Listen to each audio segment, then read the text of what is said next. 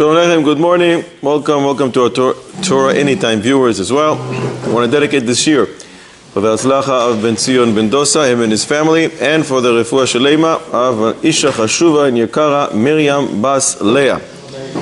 Should have a Refuah Shalema Besoch Sh'ar Choylei Yisrael. We're going to speak a little about Shabbos today in the name of Parshas Vayakhel. So let's start. Pasuk starts the beginning. Vayakhel Moshe. He gathers the whole nation and he's going to speak to them about Shabbos. The Bach brings a medrash. The Bach in Siman Reish Tzadi brings a medrash in Yalkut Shimoni. It's easy to remember the Siman of the medrash because the acronym is Talmidei Chachamim. Taf Ches. Amar HaKadosh Baruch Hu LeMoshe. HaKadosh Baruch Hu says to Moshe. And whenever Chazal go into as if the shoes of HaKadosh Baruch Hu, and they say, Amar HaKadosh Baruch Hu LeMoshe, it's really exciting to hear HaKadosh Baruch Hu, how he speaks to Moshe. And he says to him, the only time that you find in the entire Torah the word Vayakhel at the beginning of a parsha is here, associated with the mitzvah of Shabbos. And HaKadosh Baruch Hu said to Moshe, I want you to gather Klal Yisrael and teach them Hilchos Shabbos. Why? So future generations will learn from you that this is what you have to do. To gather communities, everybody should come together and learn Hilchos Shabbos. There's so many halachos, so many details, and one must learn and must know, and the only way to do it is to be gathered around in the shul and to learn the halachos. The Eglei Tal, the Sochet Shover Rebbe, has a tremendous chiddush, and he says, just like we found in Yerushalmi, in Brochos, Perek Aleph Halacha Hey, that Shabbos has the weight corresponding to all the mitzvahs, so too, if one learns the halachos of Shabbos, it's considered as if he learned the halachos of all the mitzvahs. Mamish unbelievable. The Chassam Sofer writes that this brings a bracha and a great hashpah to a person to be involved in learning Hilchos Shabbos, and therefore everybody should take upon themselves to learn B'derech Keva Hilchos Shabbos. The Toldos Adam writes that if one observes Shabbos as it's supposed to be, he can merit Sechel and Das, Midois and Shleimus above what naturally he would be able to attain. Why? Because since Shabbos is Me'al HaTeva, so therefore one who observes Shabbos as it's supposed to be can attain things which normally are above his Teva. It's Midah Keneged Midah. You do something which is above Teva, HaKadosh Baruch Hu will give you something which is above your Teva. Question of the day. We're going to have many riddles today, Mitzvah Hashem. But first question of the day. What's the biggest atonement day of the year? Yom Kippur. Yom Kippur. Right? Wrong. Let's ask this again. What's the biggest atonement day of the year? Purim. Purim. Why Purim?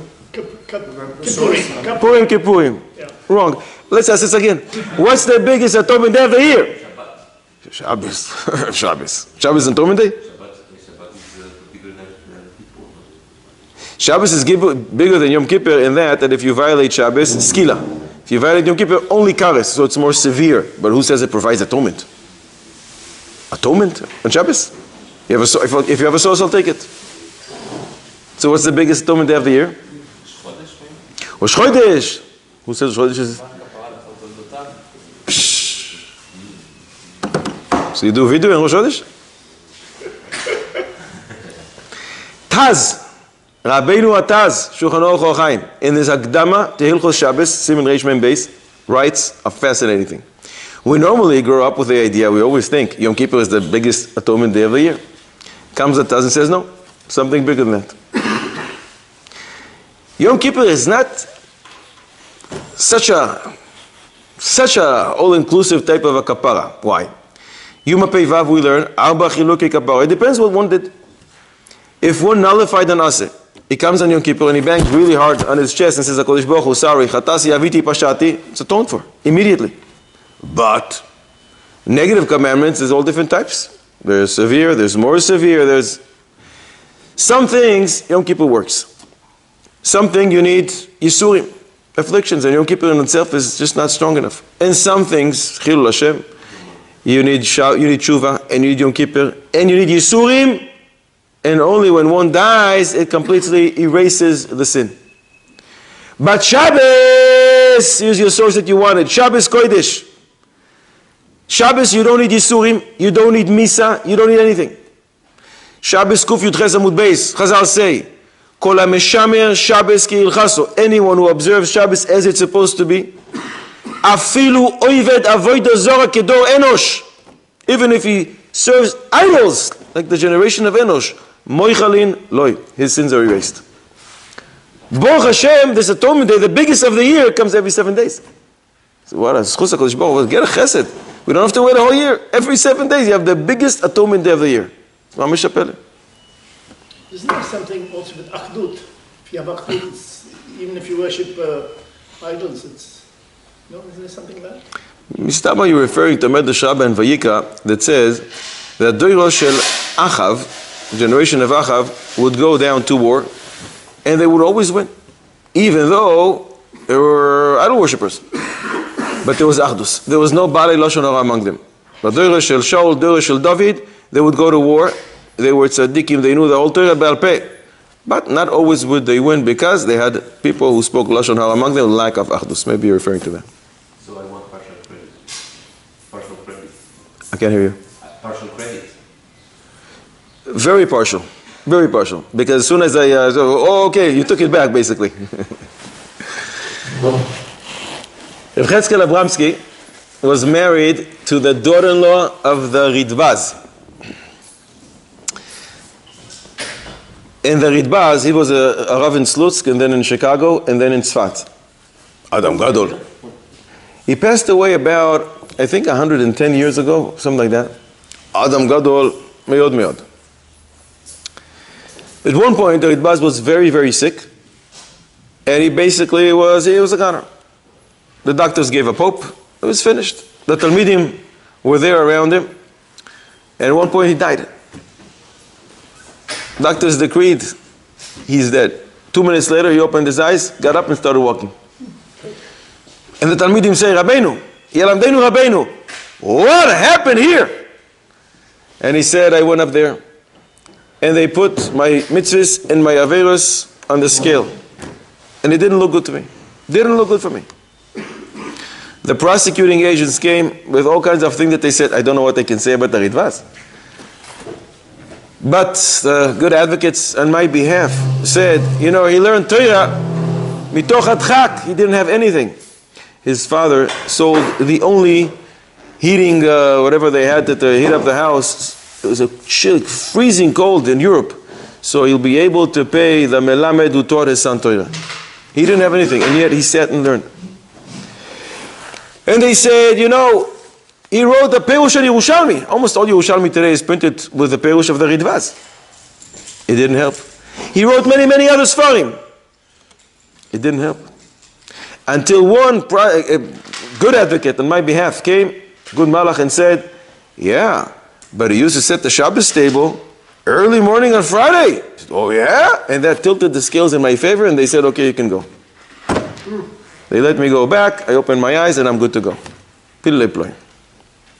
Because he sat at the Shabbos table. Some people, Reb Cheskel Abramsky himself, would set the Shabbos table on Thursday. You know what a beautiful feeling it is. Friday morning, you wake up, you go into the house, it's already Shabbos.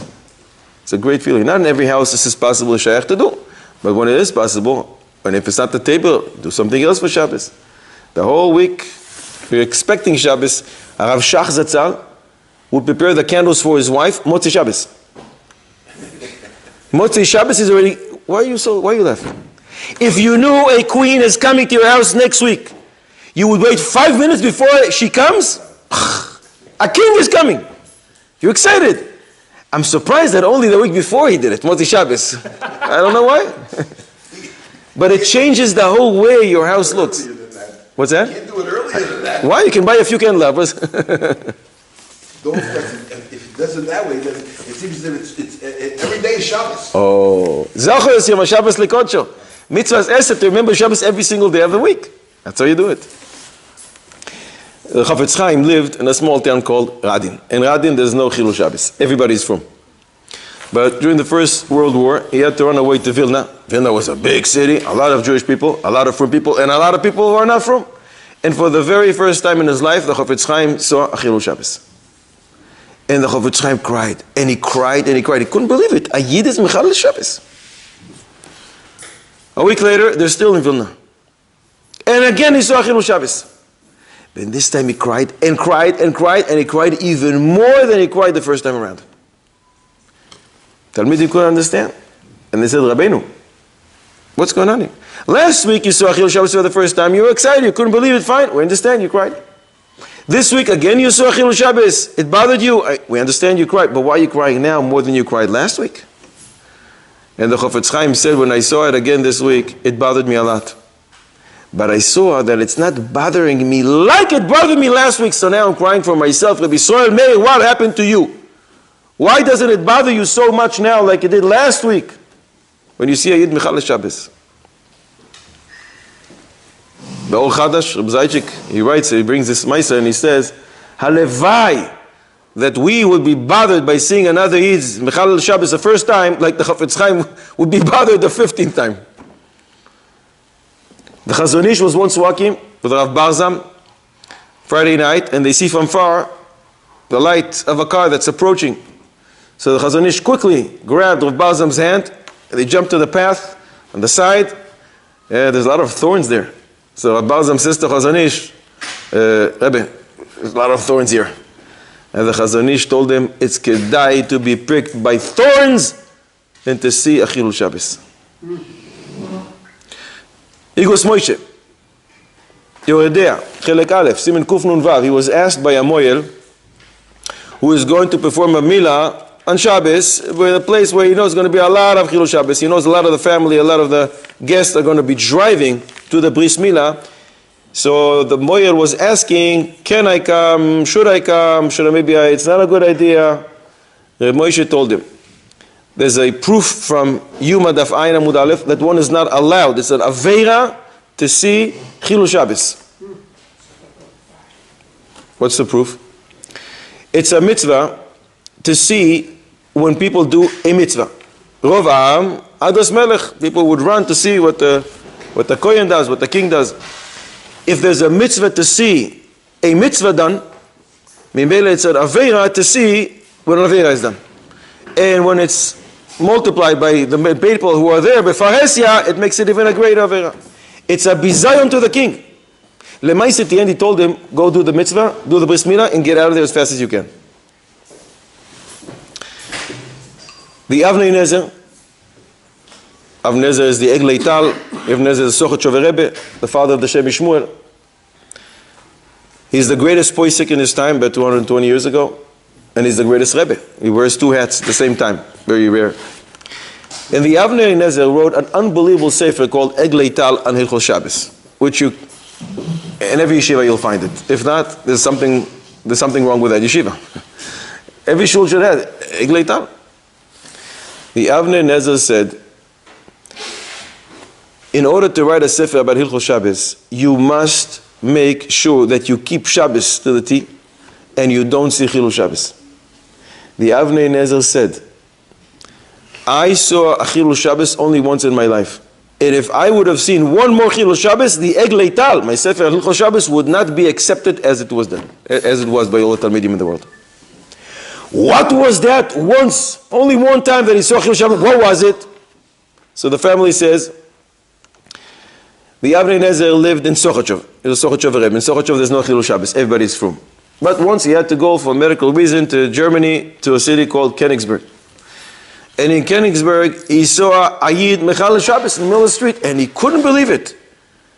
So, he's a mekane like Pinchas, and he came to him, and he slapped him on the face, in the middle of the city. This Yid got very upset, called the police. And the police wanted to arrest the Avnei Nezer. All the Jews there who knew, it says the Avnei Nezer tried to protect him, to protect his honor. The police wanted to arrest him. Until the priest of town came, and he said to the police officer, let him go. I see this rabbi is doing it because he's doing it l'shem shamayim. He's zealot. He's not doing it on a personal agenda. That's the Chilul Shabbos, the only time the Chilul Shabbos that he saw. And he said, if I would have seen another Chilul Shabbos, my Eglei Tal wouldn't be accepted. Chofetz Chaim writes in his Akdama to Chelek Gimel, Hilchos Shabbos, that it's impossible to avoid doing something wrong on Shabbos if you don't constantly learn and review, learn and review, learn and review. There's just so many halachos and so many details, and therefore one should accept on themselves to learn Hilchos Shabbos, to learn and to review, to learn and to review, to learn and to review. Maybe perhaps one of the best ways to learn is by sharing riddles, questions and answers. It makes a person think and maybe, hopefully, even retain what he's learning. So let's ask some riddles. My son, 3 points for each one of them. Some of them are difficult. my son, I couldn't understand when he moved here. They stopped really talking about the parsha. He does riddles the whole night. Okay? Good. And my grandchildren, before he sets the first word, what the question, it's always a contest with the riddles. We are commanded to learn Torah. V'agisa bo yoimam v'layla. Can it be that one wants to learn? He opens up the Gemara and will tell them, you're allowed to learn the Gemara, but don't learn Rashi and Tosfot. No. He says, but I love Rashi and Tosfot. Sorry. So he flips the page, and remember, no Rashi and Tosfot for you, only Gemara. Can it be? There's no Indian on vows. Everybody feels great. Can it be that we'll tell a person you are only allowed to learn Gemara, don't learn Rashi and Tosfot? Could be such a thing? You really want those 3 points, I see. Okay, fine. 4 points. Maybe if he has to do a siyum for studying to Chovot, and people are dependent on him, so they want to do the siyum fast. So That's assumed without understanding what the Gemara says. Without Rashi, he understands what's going on. He doesn't understand what's going on. Unless Rashi himself did a siyum without Rashi. Because that time there was no Rashi. The first one who did the siyum, Shabbos Daf Kuf Yud Ches, is Abaye. Abaye said, when I saw Talmid Chochem finishing a Masechet, I did a siyum. Mistama, he did it without learning Rashi. Because there was no Rashi back then. But today, to learn without Rashi, Mistama, the guy didn't learn. Let him come to us and we'll test him. And if he knows without Rashi Tosfos, then he can do the siyum. I'm not so sure about this guy. there are some Tosfot that don't have Rashi. There's Rashi and Tosfos in front of you.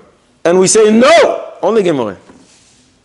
Can it be? Maybe teach about, and he's learning the section of the Gemara, you're allowed to learn on teach about, and you're not allowed But I said before, he flips the page. I was worried you were going to say that. He flips the page, and another page, any Gemara he takes. Gemara, not Rashi and Tosfos. The answer is, he's learning, and it's already afternoon on Shabbos. And it's getting dark in his house. He is still able to learn the Gemara because the letters of the Gemara are bigger than Rashi and Tosfos. A goy comes in and he says, why are you sitting here in the darkness here? Can't learn like that. And he turns on the light for him and he leaves. If the goy would have done it for himself, you can benefit from it. But since he did it only for the Yid, so whatever he was able to learn until now, he can continue. I'm not benefiting from the melacha done by a goy for me. But since he couldn't read before it, the Rashi and Tosfos, so now because of the light that the goy put on for him, he still won't be able to, so we'll tell him, keep going. Only Gemara, no Rashi and Tosfos. Siman Reish Ayin Vav, Shulchan Aruch Orach Chaim. Another question. Can it be that there's a halacha? You're not allowed to do this. You're not allowed to do this. But if you say what I just said now, you know you're not allowed to do this? So now you're allowed to do it. Again, there's something one is not allowed to do. But if you say, you know you're not allowed to do this, so now you're allowed to do it. 2 possible answers. One related to Shabbos, one not necessarily on Shabbos, every day. You see it and they're not taking place. So? He needs to be mocheh. So now he's allowed to do it? No, There's something that one is not allowed to do. But if you, let's say turning on light on Shabbos is no good. If I say to you, do you know you're not allowed to turn on light? Will I be allowed now to turn on light? you're allowed to see that they're not taking place. Because the rabbi said, Not to see. That thing that you're not allowed to do, now he's allowed to do. Just by saying, you're not allowed to do this. What about him? before you've learned everything like that, so therefore, you don't know that that's the halacha. You don't know that you're not allowed to or whatever. But you do know, you say to me, you know you're not allowed to do this? And once you say this to me, or to himself, you know he's allowed to do it. How can this be? First answer, not related necessarily to Shabbos, but on Shabbos as well. Can you make a shul into a shortcut, kapandria. There's 2 doors. I'm going to go in from this one. It's much shorter to get to my house. No? Shulchan Aruch Chaim, Siman Kuf Nun Aleph. You're not allowed to make the shul into a shortcut. But if you come into the shul and you say, do you know that you're not allowed to make a shul into a shortcut? You're allowed to say Advar Halacha in the shul, a pasuk Advar Halacha, you're learning. Learning you're allowed to. Now you'll be able to make it into a shortcut. Another answer, Shabbos. Shulchan Aruch Chaim Shin Chavches Seif Beis Darkei Moshe and the Tur. This is our source of the answer. There used to be a practice, I don't think people do it today, but perhaps one can because it works. You take the saliva first thing in the morning before you eat or say anything, and you put it on your eye. It has medicinal properties. The halacha is you're not allowed to do this on Shabbos. It's so potent before you eat or drink. You slept for 8-10 hours. It's so potent, it's clear that you do it for medical reason. You're not allowed to do this. Once you start eating, drinking, or speaking, then it's not so potent, then you're allowed to do this. So if you get up in the morning and you say, on Shabbos, do you know that you're not allowed to take the saliva right now before you eat or drink and put it on the eyes? Once you say this sentence, now you're allowed to do it. It's not so potent anymore, now you're allowed to do it. Again, if you take the saliva first thing in the morning before you said anything, you're not allowed to do this on Shabbos. Dr. Moshe says it's clear, it's evident that you're doing it for refuah. Now let's do this. But once you said the halacha, it's not as potent. Now you're allowed to do it. Like throughout the rest of the day, you're allowed to take your saliva and put it on your eye, and that will be the answer. Normally, we're more lenient. Wouldn't a prerequisite of that is to drink or to No, eat something? drink, eat, or speak. Normally, we are lenient with a person who is sick on Shabbos, and we're more stringent with a person who is healthy. Can it be that we're more stringent with a person who is sick, and we are mekel to a person who is healthy? 3 possible answers related to Shabbos.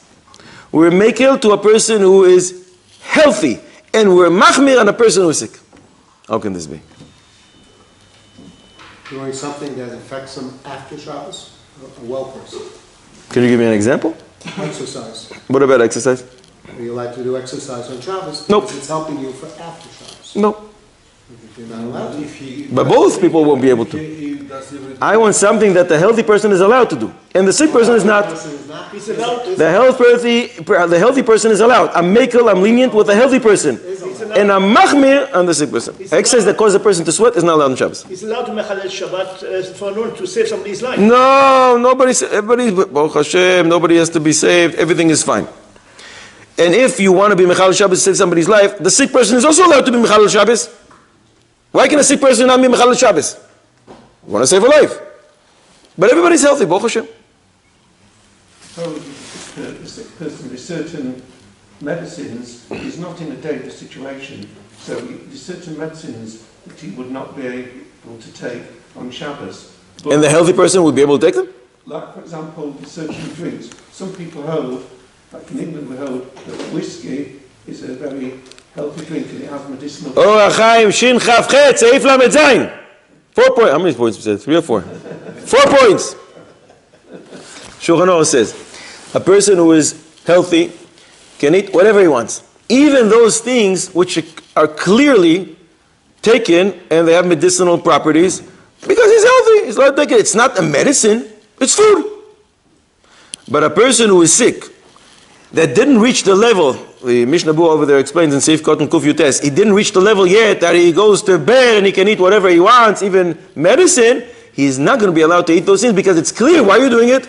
Because you want to be stronger. You're taking it as a refuah and you're still not at the level that you're allowed to, so we're more machmir with the sick person and we're mekel on the healthy person.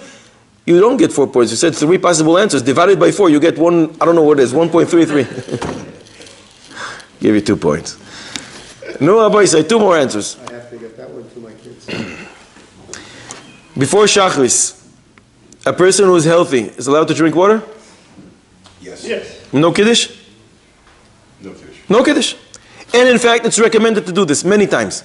When you go to shul and you know the chazan is going to schlep, and there's, I don't know what, the Kiddush there, and you're not planning to eat there, and it's very far distance from your home, you're going to come home after Chatzos, it's a big problem. We want you to eat the second meal of Shabbos, before Chatzos. Because we don't want you to fast until Chatzos. So if you drank water in the morning before you went to shul, which you're allowed to, with no Kiddush, you're not fasting anymore. It's no problem. Still recommended to have Kiddush and to eat before Chatzos. But at least we eliminated the problem that I didn't fast until Chatzos. Good. But a person who is sick, that he is allowed to eat and drink to have a Seudah, he must have Kiddush even in the morning before davening. So we're more makel with a person who is healthy, and we're more machmir with a person who is sick. Third answer. So his drinking of water will not help? He needs Kiddush. He has to have Kiddush. He has to have Kiddush. A healthy person would not need Kiddush. That's what we're lenient with. And the sick person would. The third answer, Shulchan Aruch Orach Chaim Simin Shin Lamed Vav. Rabbi Shlabur explains over there. A healthy person is allowed to lean on a tree on Shabbos. A nice tree. It's not going to move. You're allowed to. A sick person is not allowed to. A sick person is so weak. So he is mishtamesh b'mechubar lakarka. He is using something which is connected to the ground. You're not allowed to do this. So with a healthy person, we're not going to be considering him mishtamesh b'mechubar lakarka. He's just leaning. He's healthy. He can stand on his own 2 feet. A sick person can't. So a sick person is not allowed to lean on a tree on Shabbos, while a healthy person is allowed to. Now, boys, listen to this. Can it be that a person has a garment, a suit, a shirt, pants, and he wants to wear it on Shabbos? We'll say, no. You're not allowed to. Oh, you want to wear it? Wait till Sunday, Monday, Tuesday. Put it in the laundry. Dirty it first. Make sure it's dirty. Put it in the laundry, and then you can wear it. Why? It's clean already now. He says, yeah, I know. But you have to make it dirty, clean it, and then you'll be able to wear it on Shabbos. It's not a new garment. There's no nedarim. Nobody took a vow of anybody. Everybody's healthy. No pikuach nefesh shayla. And yet, you want to wear the suit? Dirty it on Sunday. Do some laundry. And then you can wear it. How can this be? You cannot say Shechianu. Shechianu? What's the problem saying Shechianu on Shabbos? I wonder if it's related to Shechianu. Whether the suit is new or old. Even though it's clean now, he wants to wear it to beautify Shabbos. No. If the suit was used for or for something of that nature. And cleaning it will eliminate that problem? Yeah, you have to have Tahara in Bgadim. Do we have Tahara and Tuma today? Today! Tafshin Pei Dalet. It's a suit that you've been using for the last 5 years. 5 years. And then suddenly you tell me, no, you can't wear it. Make it dirty on Sunday.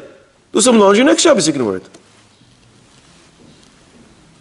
Not only next Shabbos, next Wednesday you can wear it. Sounds like the strangest thing, no? Ben Ishchai. Rabbeinu Ben Ishchai. Shana Shniya, Vayakhel, Seif Yutes. He says if a person did laundry on Shabbos, b'mezid, he is not allowed to benefit from it le'olam, just like a person who cooked on Shabbos. He's not allowed to benefit from it le'olam. So what do? You come on Sunday, you dirty that garment, and you put it in the laundry, and now you're allowed to start using it. You're not allowed to stop putting it in the laundry again. You have to actually make it dirty, put it in the laundry, and then you'll start you're not even allowed to wear it, not just on Shabbos. On Monday, Sunday, it doesn't make a difference. Only after you do this procedure, you'll be able to start using this garment again. Big Chiddush Ben Ishchai. You make it dirty not by wearing it. No! Throw it somewhere, I don't know, into mud. Make it dirty. And then launder it, and then you can start wearing it again. Chiddush. Many times we do Mishaberach for sick people. Mishaberach L'cholim on Shabbos, right? Did you ever hear somebody doing Mishaberach for a fly? I didn't. Is there ever a time that one should do a Mishaberach for a fly? Before you hit it. Before you kill it. Before you hit it. Before you kill it. If you're going to kill it, why? What's the Mishaberach?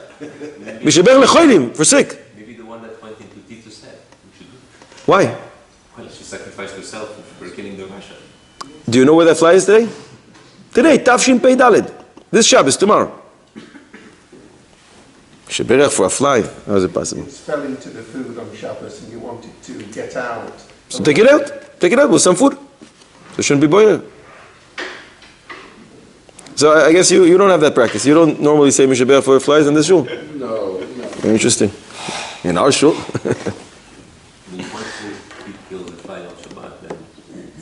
If you kill the fly, how is it going to help Mishabech for Cholim? Mishabech Tchias Samesim. But you're very close. Reuven was sitting and he's eating, and this fly is coming and driving him crazy. He did this, and the fly is down here and is about to die. If Reuven is smart, he should do a Mishaberach for this fly. Why? Because according to Reb Yehuda, if the fly will die, it's called Netilas Neshama, you're chayav for it. According to Reb Shimon, no, it's a melacha she'ena tzricha legufa, but according to everybody, if the fly will heal, there's no problem.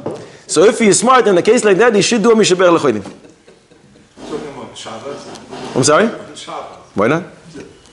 It's to save himself. It's for himself he's doing it. Our boys say, this was very easy until now. Let's make it a little harder. Why is it considered mitasei? Mitasei, like, he's just a nut. Reb Shimon will call it melacha she'ena tzricha leguf. It's not misasek. He saw the fly, and he aimed, and he got him. It's not exactly misasek, exactly the opposite. The only thing is, he didn't do it for the purpose of killing it. So it's melacha she'ena tzricha legufa. How do you know the fly's name? You don't? And what do you do when you have a sick person that you don't know his name? You say the person his trade is the doctor. He comes from that city. Don't worry, HaKadosh Baruch Hu knows. And if he doesn't have a name, he doesn't have a flame, so you just point and say, this fly should heal. So I shouldn't chalila be mechal Shabbos. Like Hasbach Chalila, a baby that's just been born, that hasn't been named. Right. Refuas Tinok. HaKadosh Baruch Hu knows his name. Or who we talked to. Now, boys, can it be that a person does a melacha, 6 a.m., and will say, Patu. He comes 5 hours later, 6 a.m., so now it's 1 p.m. He does the same exact melacha. Yeah, what are you doing? Melacha on Shabbos. Chayav. No pikuach nefesh. Everybody is healthy. No nedarim. The same melacha in the same way. Exactly the same thing. 6 a.m. Patu. 1 p.m. Chayav. Maybe he was, You want at 12 p.m. 12 p.m. before Chatzos. Chatzos is 12:01. maybe 6 a.m. Patu. 12, 2, 3 p.m. Chayav. maybe he just, Even 11:50 a.m. maybe he just got up and he was sleepy. He didn't know what he was doing. He sees exactly what he's doing. He does it in the same manner. Exactly. Exactly. He didn't sleep the whole night. So he knows exactly what he's doing. And yet, 6 a.m. is Patu. 1 p.m. Chayav. How can this be? It's malacha? The same melacha. That's For the melacha that you did 6 a.m., no problem. Don't worry about it. I mean, we know the malacha, yes. cannot do shacharet at 1 p.m., but that's not a melacha. Shachis is a melacha? No, that's the point. I mean, Shachis is avoid sakel. It's avoid it. don't do it at 1 p.m. The same melacha of 39 melachos of Shabbos. Same machshava. Same machshava, same melacha, same place, same person, same two hands, and yet 6 a.m. Patu, 1 p.m. Chayav. Can it be? You have an answer? The surprising answer is found in Shabbos, Daf Kuf Vav Amud Beis. Biur Halacha brings it in Simen Shin Tes Zayin. Rambam didn't bring it, Shulchan Aruch didn't bring it, but we have a Rambam, we have a Rashi, and we have a Biur Halacha. A person who traps chagavim, grasshoppers, at 6 a.m. in the morning. He's patu. What does he do? He's trapping. Tzad. He traps a grasshopper 6 a.m. when there is still dew. He's patu. Why? Because the Gemara says that with Rashi's explanation there, when there's dew, their eyes become as if they're blind, they can't see. So if they're blind, they're as if already trapped. When you're trapping an animal that's already trapped, you're not chayav. But at 1 p.m., 11:50, whenever you want, 2, 3, 4 p.m., when there is no dew anymore, they see exactly what they're doing. You're not allowed to trap. The same way I trapped before, I will be chayav now, but before I was patul, just because there's some dew around. And that happens, they are blind, and it's nitzoidim ve'oimdim. They are already considered trapped. You want to ask something? No, that's interesting. What's The trapping only is dependent on the vision of the one being trapped. That's it. Not only a vision. If an animal can't walk, it's considered trapped.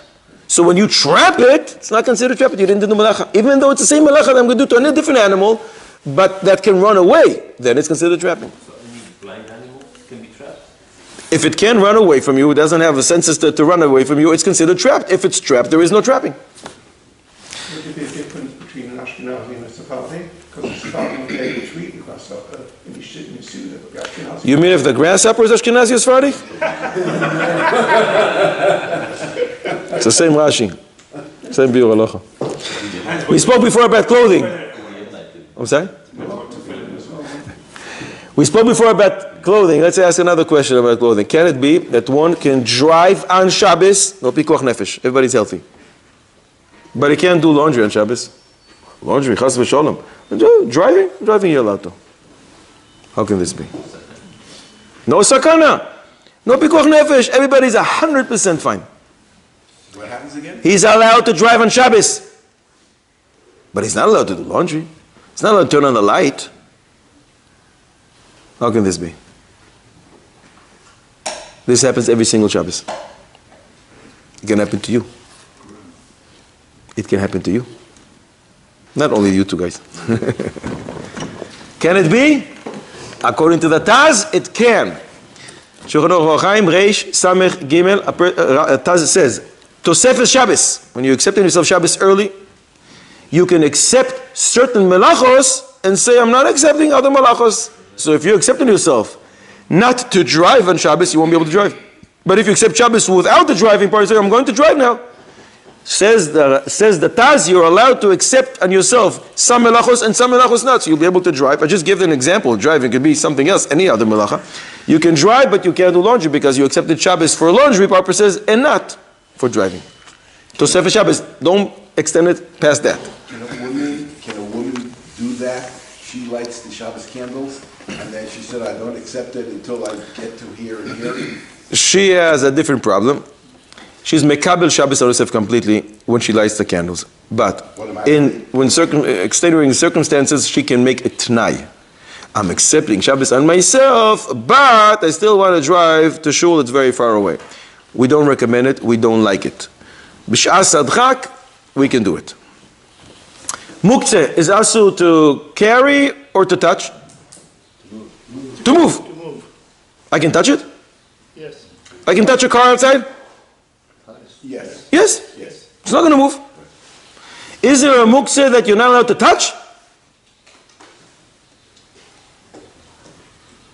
Well, if it will move by touching it, you cannot touch.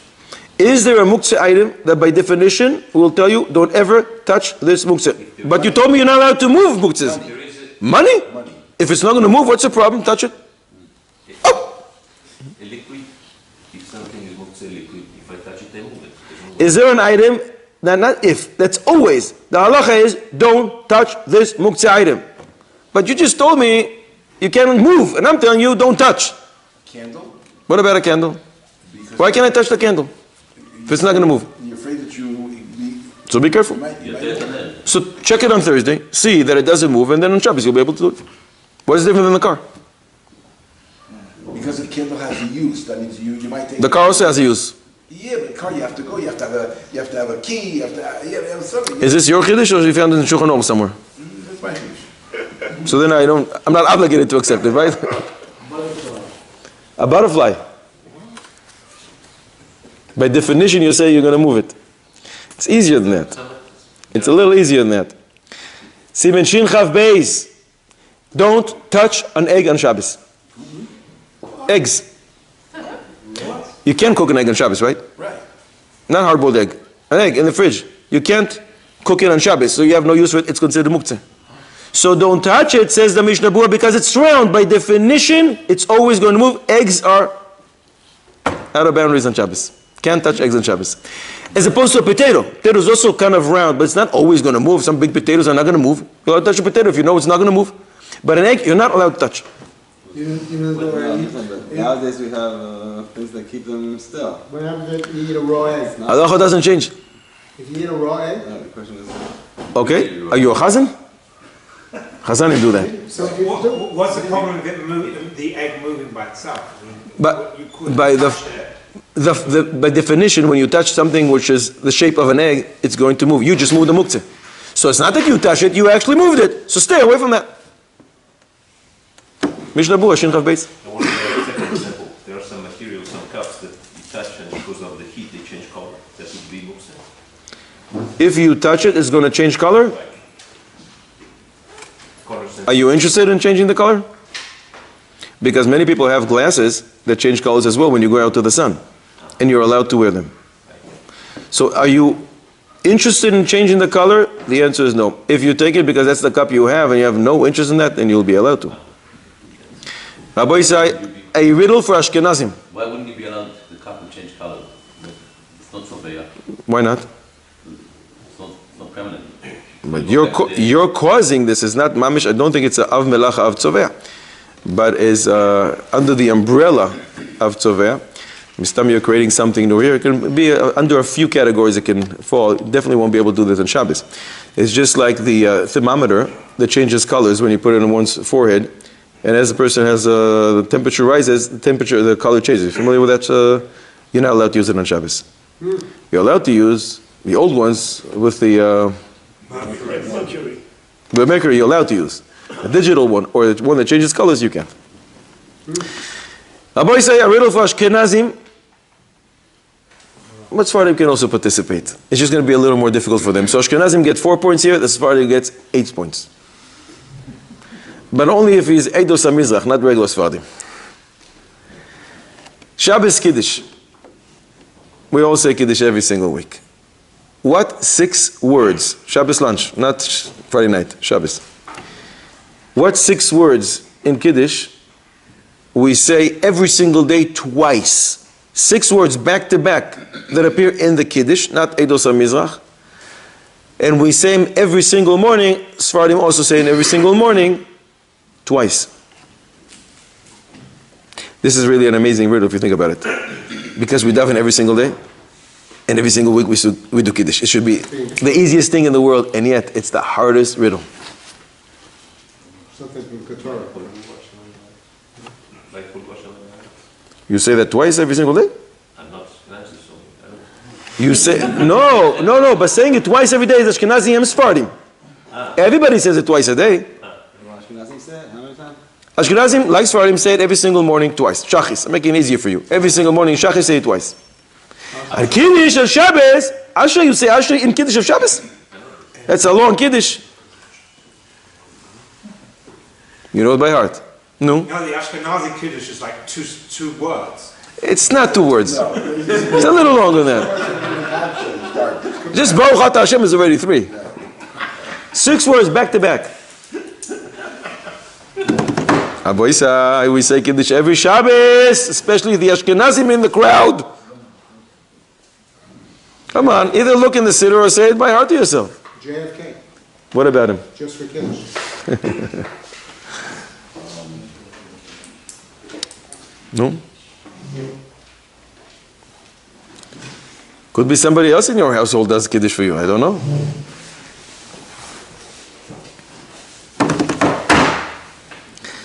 In Kiddush Shabbos morning we say Es Hayam Ve'es Kol Asher Bam. 6 words back to back that we say twice every single morning.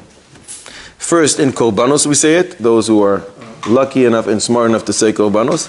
And the second time, Psukei Dezimra. Right after Asher Yeshvi V'Secha, the next chapter, we say Es Hayam Ve'es Kol Asher Bam. 6 words back to back. A mitzvah to be mefasim this in order to allow people to pay a little more attention to what they say. A little. The Gemara says Shabbos Kuf Yudches. Aseh Shabbascha Chol Ve'al Titztarech Lebrios. If you don't have money to borrow, if you don't have money to afford a nice Shabbos meal, it's better to make your Shabbos meal look like a weekday meal. Better than to go and collect money and to borrow from people. Aseh Shabbascha Chol Ve'al Titztarech Lebrios. But the Gemara says in Beitza Daf Tesvav, Amar Lehem HaKadosh Baruch Hu LeYisrael, you don't have money? Levu.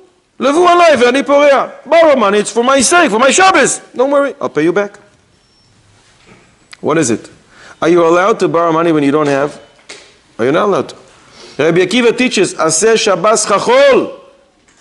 Just eat pita bread and some water if you don't have. Don't go collecting. Don't go borrow. And HaKadosh Baruch Hu says, Rabbi Akiva, what are you talking about? I'll pay them back.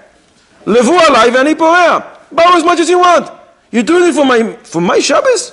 I'll pay you back. How does that work? The Lev Simcha explained. Listen to a language of Chazal. They're so exact, so precise.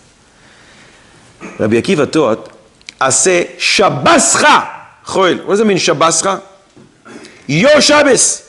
If you're doing it for your sake, for your stomach's sake, that's why you want the extravagant meal, says Rabbi Akiva, better stay with the weekday food. But HaKadosh Baruch Hu says, Levu alai, if you borrow for my sake, for my Shabbos, L'shem Shamayim, says HaKadosh Baruch Hu, I'm going to pay you back. So it really depends why you're going out to the store and you're buying all those fancy foods for Shabbos. Kovod Shabbos, lekovod Shabbos. Is it lekovod Shabbos?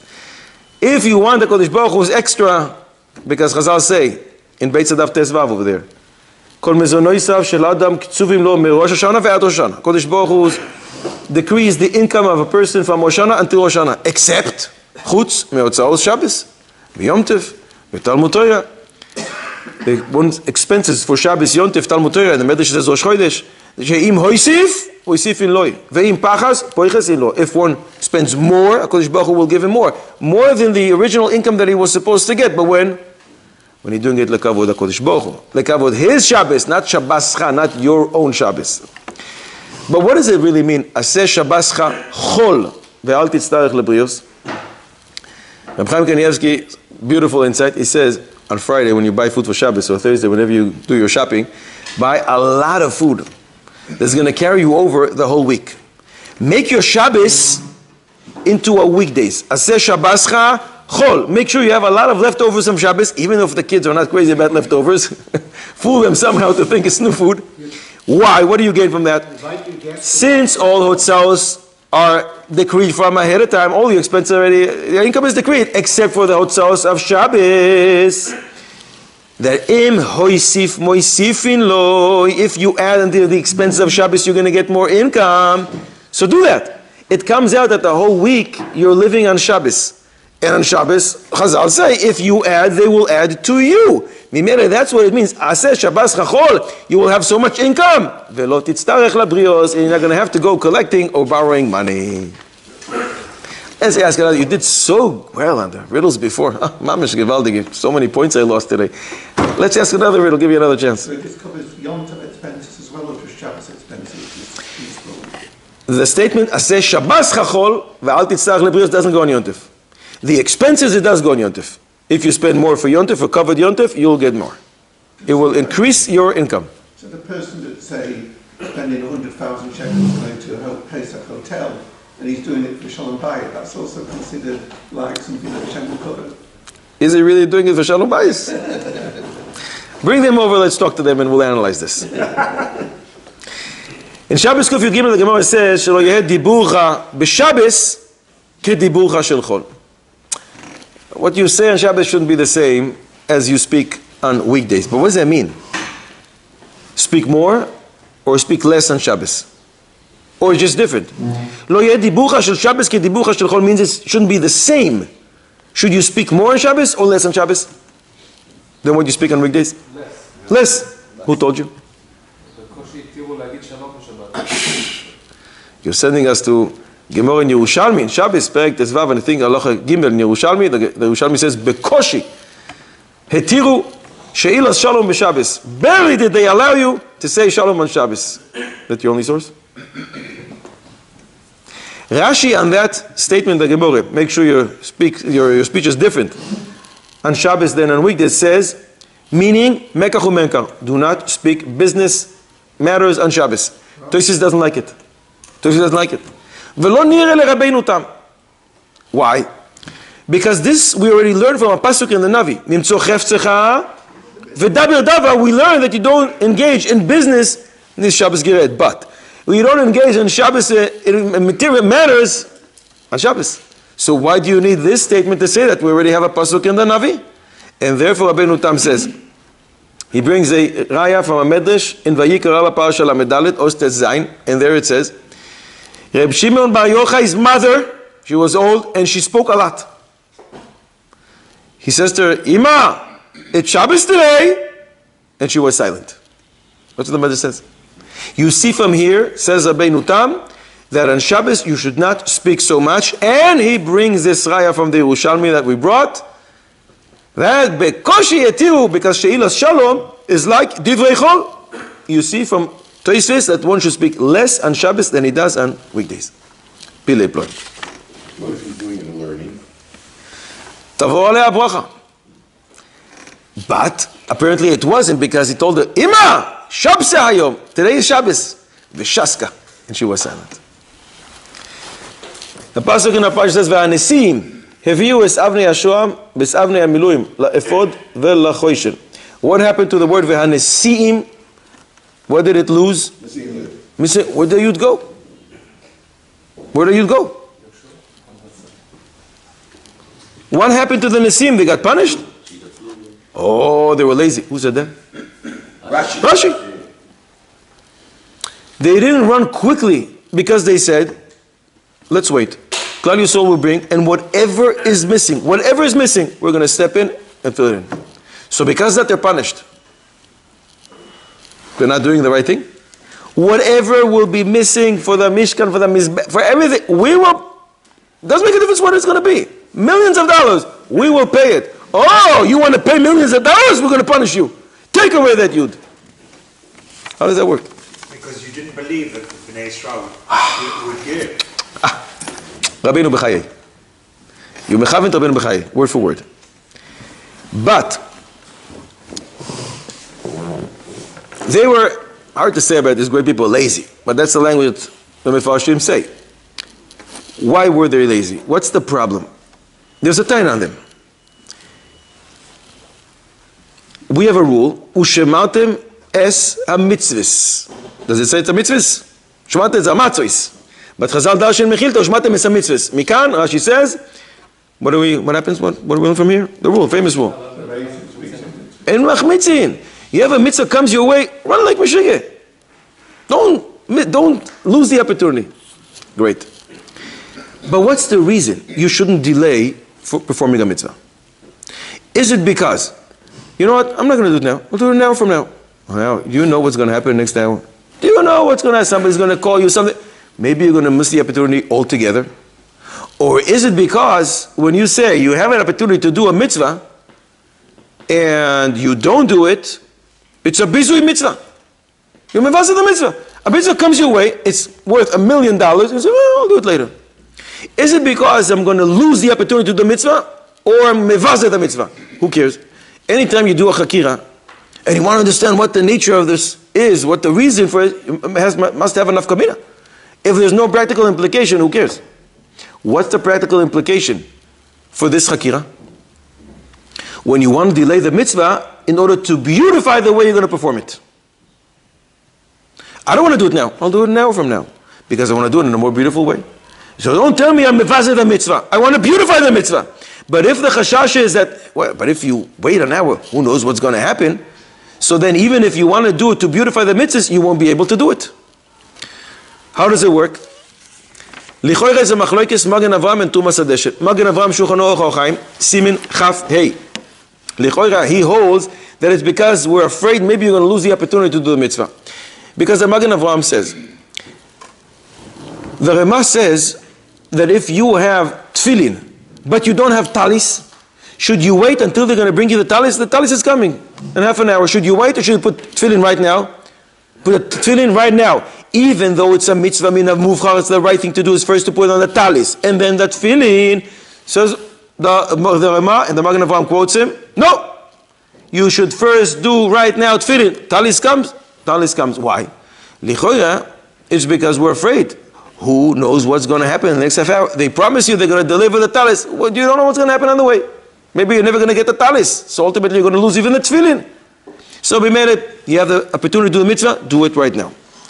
So Lichoira, the Magen Avram holds that the reason for Shihuye mitzvah lo mashinan, we don't delay a mitzvah when you're able to do it, is because we're afraid you're going to miss the opportunity to do the mitzvah altogether. But Tumas Hadeshen is Siman Lamed Hei Lichoira holds like the other way. Kiddush Levana. When do we do Kiddush Levana? Today is the first day you can do Kiddush Levana. Do we do it today? Today is Monday. Do we do it? Tuesday? Wednesday? Ashkenazim. Motzei Shabbos. Why? Because you're B'simcha. B'simcha. You're wearing Shabbos attire. It's more mechubed. But why are you? Who told you what's going to happen until Motzei Shabbos? We don't do it, obviously, if it's almost the end of the month, at the end of the middle of the month. It's the 12th, the 13th. You know it's a very cloudy day. It's expecting more clouds in the next few days. But normally, we do push off to the first Motzei Shabbos. Why? Everybody's together, they're dancing, they're singing. So you see that you are able to push off a mitzvah in case you want to beautify the mitzvah. So that's the nature of this machlokes. The Magen Avraham will tell you zrizus for a mitzvah, doing mitzvahs fast, is better than hidu mitzvah. It's better than beautifying the mitzvah. And the Tumas Hadeshen tell you no. Hidu mitzvah overrides zrizus le-mitzvah. So Magen Avraham in this case would say, in the case of Kiddush Levana, would say to say it straight away. There are some who do that. The Nafka Mina, for example, Motzei Yom Kippur. The minhag is most people do Motzei Yom Kippur Kiddush Levana. It's the 10th of the month. But some Dafka want to do it earlier to get another mitzvah. So Yom Kippur coming. That's different. There's Rav Hama. It's a little bit different. There's Rav, but if you're by yourself on a Monday and you're going to be by yourself on Motzei Shabbos, we'll still tell you wait till Motzei Shabbos. Because you're B'simcha, you're wearing Shabbos attire. It's more respectful. Lichoira, there's a raya that a hidur mitzvah is rejected for zrizus. From Meiser Behema, the end of Pashas Bechukoisai. You count 1, 2, 3, 4, 5, 6, 7. The 10th Behema, Meiser. Who told you it's a nice fat animal? Maybe it's a tiny little animal, it looks terrible. That's not a cover for the mitzvah. You see zrizus, in other words, the first opportunity you have, you don't wait for the most mechubadik, most mehudar mitzvah. Can you replace that one? No. So maybe it's not a good raya. Maybe it's gzeras hakosuf. HaKadosh Baruch Hu says, listen, I don't ask you to think too much. You want to bring extra afterwards? You could do that. But the 10th behema is a mitzvah. So this raya from Ma'or HaGodol, he wants to bring this. It could be that we can reject it because it's gzeras hakosuf. So you can't bring a raya from this. So we asked, what was the tviyah? We asked, what was the tviyah on the Nesim? What did they do wrong? So they really thought, if Klal Yisrael is not going to give everything, we'll step in. But the tviyah on them was that they should have ran for the mitzvah, even though there's a chance to do it in a more beautiful way later. Just go and do the mitzvah right now. That's going to be according to the Magen Avraham. And Lichoira, that rejects the Tumas Hadeshen. But what is the Tumas Hadeshen going to answer? Tumas Hadeshen is going to answer exactly what Rabbeinu Bechaye says. You're right that their idea was great.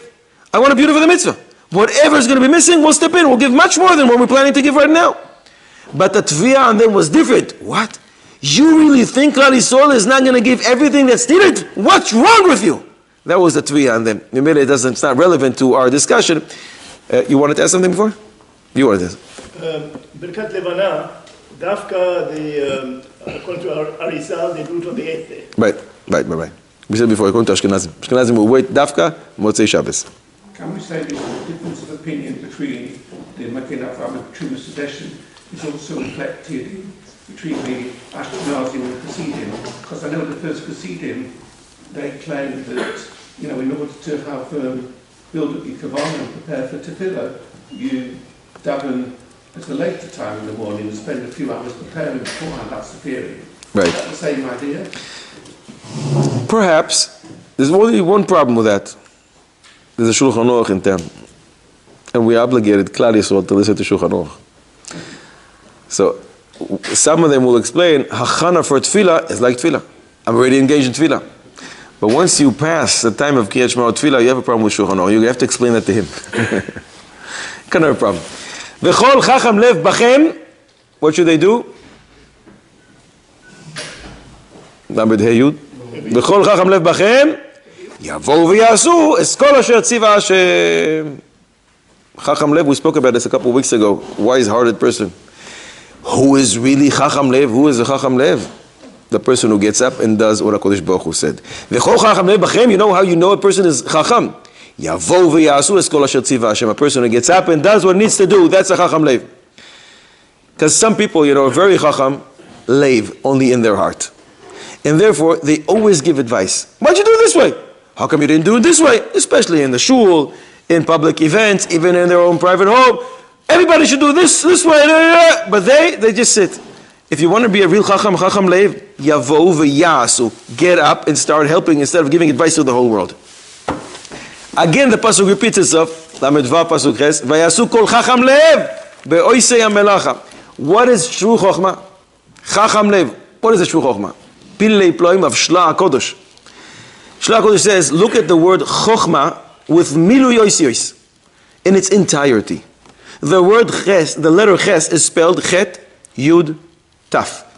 Chaf is spelled kaf pei. Mem is spelled mem. Hey is hey yud. The word chokhmah, true chokhmah, in its entirety, gematria tar yag. A true chacham is the one who aspires to do all taryag mitzvahs. That's true chacham lev. 2 weeks ago we said another idea about the chacham lev. We brought a pasuk from Koheles. Lev chacham li yeminoi, velev ksil lismoiloi. The heart of the wise goes to the right. The heart of the fool goes to the left. And we brought 2 ideas. But after the shir, I heard a wonderful, wonderful chiddush. Where's the chiddush from? I'm not sure. But it's still a great chiddush.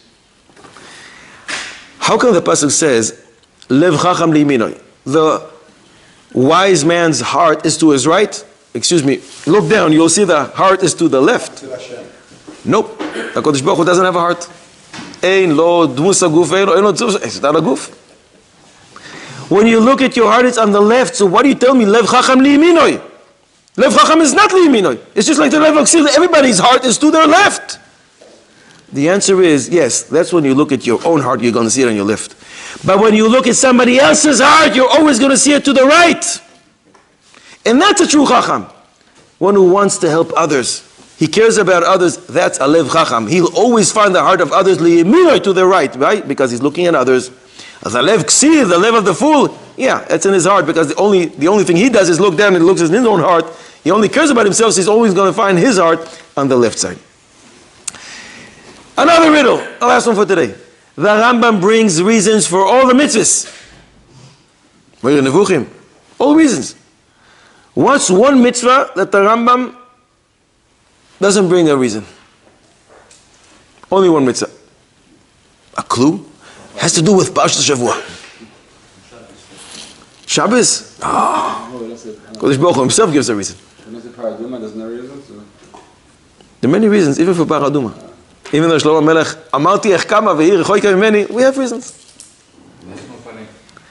Says the Rambam, Moirei Nevuchim, Chelek Gimel Perek Mem Ches, Aval HaShulchan, the table, Veheyos alav lechem atamid and lechem apanim, Lo eida bo siba, I don't know the reason.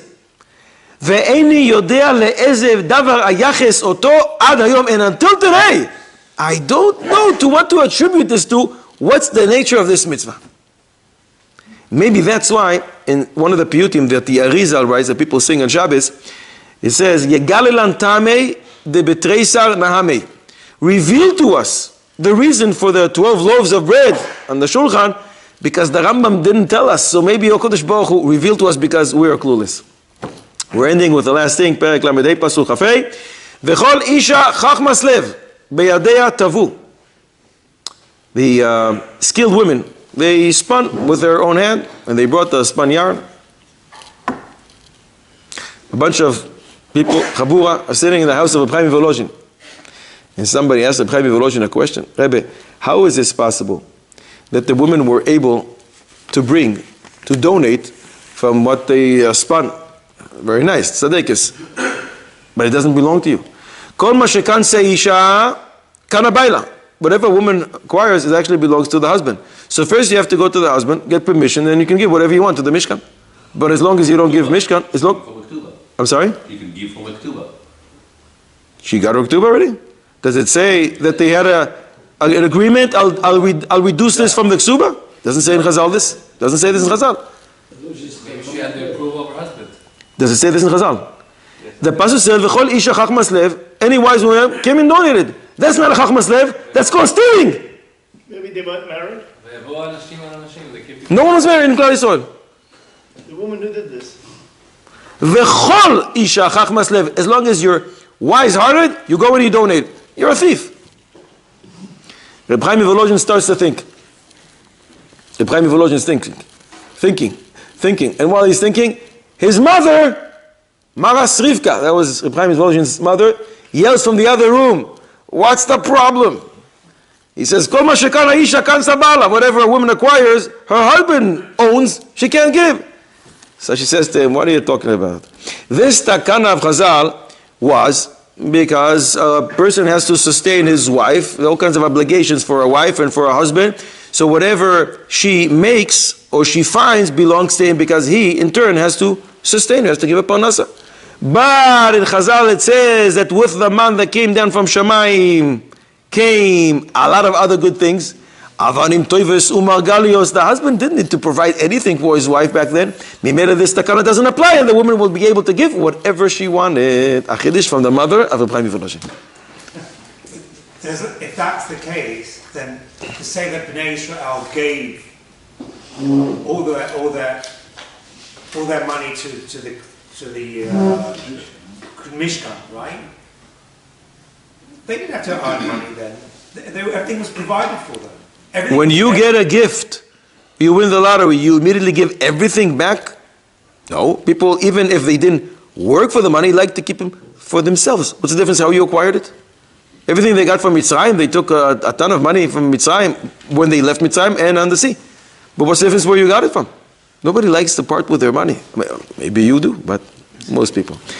אחינו כל בית ישראל הנסונים בצרה ובשיבי העומדים בין בים ובין ביבשה ובין מתחת ליבשה נתן לו זה מקום ירחם עליהם ויוציאם finally מצרה לרווחה מאפלה לאורה משיבו לגאולה האשתה בעגולו וזמן קורי ונוימר אמן